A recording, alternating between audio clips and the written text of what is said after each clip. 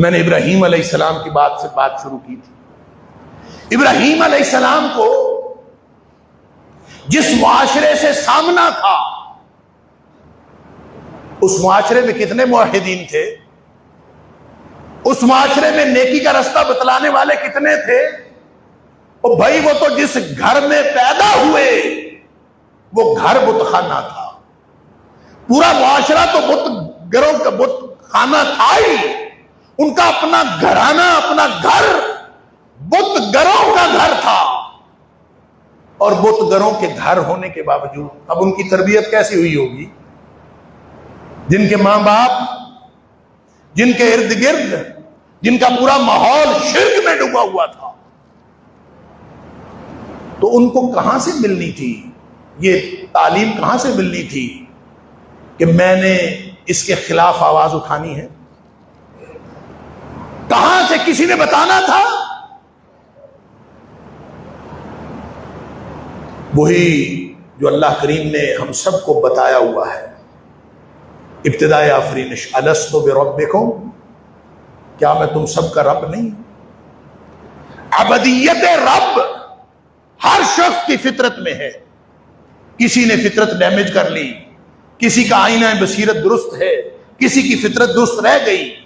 कुल्लु मौलूद यूलदु अलल फितरा, हर पैदा होने वाला बच्चा उसी स्टैंडर्ड पे पैदा होता है। फ़अबवाहु युहव्विदानिही औ युनस्सिरानिही औ युमज्जिसानिही, उसके माँ बाप उसको यहूदी, ईसाई, मजूसी बनाते हैं। इब्राहीम अलैहिस्सलाम ने उस शिर्क पर मुतमईन मुआशरे के अंदर अकेले आवाज उठाई थी ना। इज़ क़ाला लिअबीही व क़ौमिही मा हाज़िहि तमासीलु लती अंतुम लहा आकिफून। पहला सवाल जैसे गाड़ दिया था कि बताओ मुआशरे वालों, अपने बाप से भी कहा, सारी कौम से कहा कि ये बुत बना के तुम उनकी पूजा कर रहे हो। किस ये बुतों के मुआशरे में किन बुतों और तस्वीरों के ऊपर तुम सब मुतमईन बैठे हो? इसका मतलब पता क्या है? इसका मतलब है कि अल्लाह ने जो हर शख्स को शऊर दिया है, अल्लाह अकबर, अल्लाह ने जो हर शख्स को शऊर दिया है, उस शऊर का इम्तिहान हर तरह के माहौल में हो रहा होता है। जब इर्द गिर्द झूठ और बातिल वो बादल की तरह गरजता हुआ आ रहा होता है, उस वक्त भी हमारे शऊर का इम्तिहान हो रहा होता है। अल्लाह अकबर।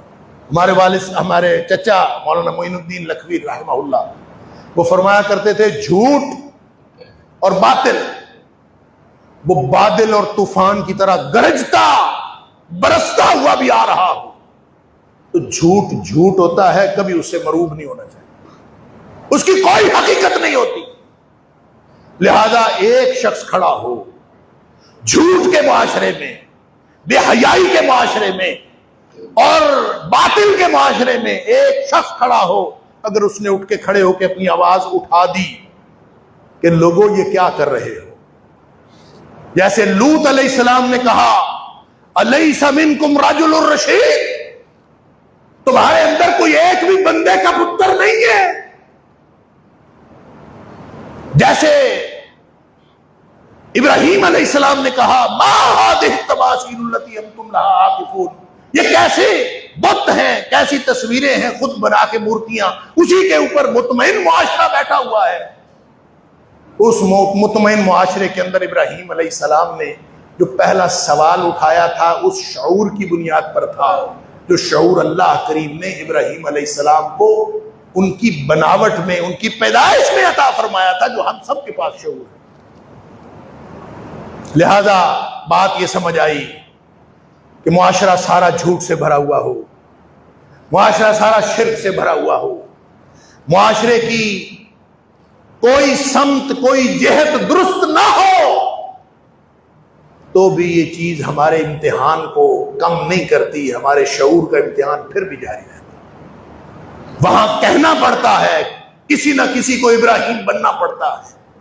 तुम्हारे लिए इब्राहीम अलैहिस्सलाम की जिंदगी में और उनके साथ जो मोमिन ईमान लाए, उनकी जिंदगी में ये बेहतरीन नमूना है कि तुम्हें जिंदगी के फैसले खुद करने पड़ेंगे।